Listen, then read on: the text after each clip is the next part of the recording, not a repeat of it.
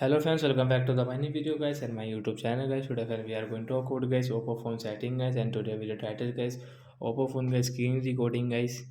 Screen recording sound guys, how can we on and use? Friends, you want to on guys your phone screen recording sound. So how can we on and how can we use today friends? I will show you, I will tell you guys. So before starting video friends, first of all go and subscribe the channel, click the bell icon, like the video. Guys, open your phone setting guys.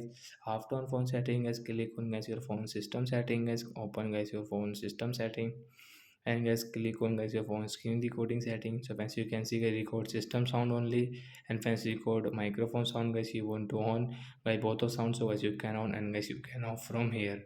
So when you will on guys the sound guys, you can see this notification guys. If you record both system and microphone sound while your device is playing audio through the speaker, the recorder, so like that guys you can on and fans you want to use. So guys screen recording option is here. So guys you can record guys your screen recording from here.